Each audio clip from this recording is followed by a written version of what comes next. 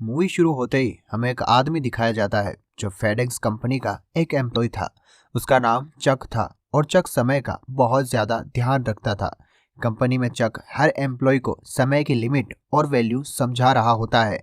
उसके बाद हमें एक लड़की और चक दिखाए जाते हैं। इस लड़की का नाम केली होता है। तब हमें पता चलता है कि ये लड़की चक की गर्लफ्रेंड है और दोनों शादी भी करना चाहते हैं। एक दिन चक केली से कहता है कि मुझे काम से कहीं बाहर जाना है, मैं न्यू ईयर तक वापस आ जाऊंगा। इसके बाद चक अपने काम के लिए एरोप्लेन में निकल जाता है। जब चक जा रहा होता है तब तूफान की वजह से प्लेन क्रैश हो जाता है और चक समुद्र में एक एयरबोट के जरिए तैरने लगता है। उसके बाद वो उसी एयरबोट में बेहोश हो जाता है। जब चक उठता है तब वो अपने आप को एक आइलैंड पर पाता है। चक अपने चारों तरफ देखता है तो उसे वहां कोई भी नजर नहीं आता।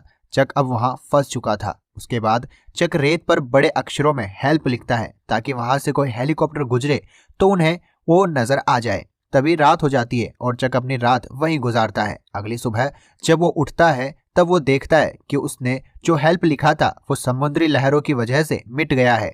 अब वो बड़ी बड़ी लकड़ियों से वहां हेल्प लिखता है। तब वो देखता है वहां उसकी कंपनी के बॉक्स भी थे लेकिन सभी खाली थे। तभी उन्हें एक आहट आती है और वहां एक नारियल गिरता है। तब चक समझ जाता है कि अब मुझे नारियल का पानी ही पीकर जिंदा रहना होगा। चक नारियल पानी पीने के लिए नारियल को तोड़ने की बहुत कोशिश करता है लेकिन कच्चा नारियल होने की वजह से वो उसे नहीं तोड़ पाता। उसे पानी पीने के लिए बहुत स्ट्रगल करना पड़ता है। अब उसे वहां 3 दिन हो चुके थे। तब हमें पता चलता है कि चक के पास पहनने के लिए कुछ भी नहीं है।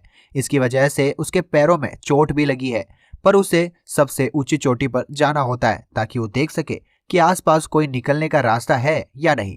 वो अपनी आधी पैंट फाड़कर अपने पैरों में बांध लेता है। जब वो चोटी पर पहुंचता है तब उसे एक आदमी नजर आता है। तब वो उसके पास दौड़कर आता है। जब वो उस आदमी को देखता है तो पता चलता है वो उसके प्लेन का पायलट था और अब वो मर चुका है। चक उसे वहीं दफना देता है और उसके जूते और टॉर्च ले लेता है। उसके बाद हम देखते हैं कि चक वहां पर सरवाइव करना सीख गया है। पत्तों पर ओस के पानी से जिंदा रहा जा सकता है। समुद्र में जब वो मछली पकड़ने की कोशिश करता है पर वो पकड़ नहीं पाता। उसके पास बस अब नारियल थे, खाने के लिए कुछ भी नहीं था।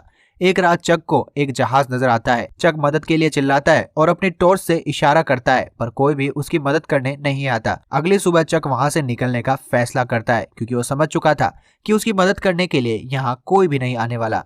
वो अपनी एयरबोट को लेकर वहां से निकलता है। तब समुद्र की लहरें उसे वापस धकेल देती है और उसके पैर पर चोट लग जाती है और वो वापस उसी आइलैंड पर पहुंच जाता है। बदकिस्मती से वहां बारिश होने लगती है और चक एक गुफा में सो जाता है। अंधेरा होने की वजह से वो अपनी टॉर्च को चालू ही छोड़ देता है। अगली सुबह जब वो उठता है तब वो देखता है कि टॉर्च के सेल खत्म हो चुके हैं। वो फिर से अपनी कंपनी के बॉक्स के पास जाता है और उन्हें फाड़ने लगता है। तब उसे उनमें जूते मिलते हैं जो बर्फ में चलने के काम के थे। उसके नीचे एक शार्प ब्लेड था जिसकी मदद से वो नारियल छील सकता था। वो उससे एक लकड़ी को शार्प करता है और फाइनली वो एक केकड़ा पकड़ने में कामयाब हो जाता है। लेकिन समस्या ये थी कि वो उसे कच्चा नहीं खा पा रहा था। अब वो आग जलाने की कोशिश करता है तब उसके हाथ में चोट लग जाती है और वो गुस्से से रोने लगता है। तभी उसके दिमाग में एक आइडिया आता है कि वो लकड़ी घिसकर आग जला सकता है। उसके बाद वो लकड़ी से आग जला लेता है और बहुत खुश होने लगता है। अब चक वो बॉल उठाता है जिसे उसने फेंका था। उस पर चक का खून लगा था। चक उस पर एक इंसान की तरह ड्राइंग बना देता है और उसका नाम विल्सन रख देता है। अब अगली मुसीबत थी चक के दांतों का दर्द। वो दर्द उसे बहुत पहले से था लेकिन वो कभी भी डॉक्टर के पास नहीं जाता था। अब उसका अगला काम था कि वो किसी तरह से अपने ही दांत को तोड़ ले। चक एक पत्थर से अपना दांत तोड़ लेता है और वही बेहोश हो जाता है। इसके बाद हम देखते हैं कि चक को इस आइलैंड पर 4 साल हो चुके हैं और उसके बाल और दाढ़ी बहुत बड़ी हो चुकी है। वो अब मछलियों को बड़ी आसानी से पकड़ लेता है। जब चक सो रहा होता है तब उससे कुछ आवाज आती है। चक वहां जाता है तब वो देखता है कि वहां पर स्टील का बना हुआ गेट पड़ा था। वह सोचता है कि इसकी मदद से यहाँ से बाहर निकल सकता हूँ। उसके बाद चक अप्रैल का वेट करता है क्योंकि उसी टाइम हवाएं अपनी दिशा बदलती है। चक लकड़ियों से एक बोट बनाता है और उस स्टील की सीट को इस तरह रखता है कि वो समुद्र की लहरों से उसे बचा सके। ये सब करने के बाद चक वहां से निकल जाता है और एक फुटबॉल विंसन को अपनी बोट पर ही रख लेता है। इस बार चक बहुत ही मुश्किलात से लहरों से बचने में कामयाब हो जाता है और वो बहुत खुश होता है।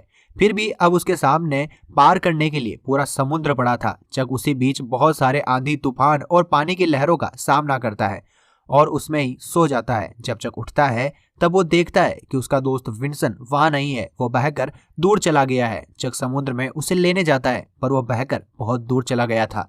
तभी चक रोने लगता है। उसके बाद चक अपना सफर जारी रखता है। तब उसे वहां कार्गो शिप वाले नजर आते हैं जो उसे बचा लेते हैं। जब वो अपने टाउन जाता है तब उसे पता चलता है कि उसके घर वाले उसका फ्यूनरल कर चुके हैं और उसकी गर्लफ्रेंड केली की शादी हो गई है और उसका एक बच्चा भी है। जब चक उससे मिलने जाता है तब केली उसके गले लग जाती है और चक वापस वहां से जाने लगता है। तब केली उसे काट देती है जो चक की ही थी। उसके बाद चक अपने दोस्त के पास जाता है और कहता है मैं आइलैंड पर सुसाइड कर लेता, लेकिन मैं केली के लिए जिंदा रहा और आज मैंने उसे खो दिया। उसके बाद चक अपना वो बॉक्स उठाता है जो वो आइलैंड से लाया था। उसे वो अपने ऑनर के पास डिलीवर करने जाता है। जब वहां कोई नहीं होता तब वो उस पर लिखता है this parcel save my life और मूवी यही खत्म हो जाती है। दोस्तों, अगर आपको मूवी अच्छी लगी हो तो वीडियो को लाइक और चैनल को सब्सक्राइब जरूर करें और हमें कमेंट में बताएं अगर आप चक की जगह होते तो आप क्या करते। मिलते हैं आपसे अगले वीडियो में, तब तक के लिए बाय बाय।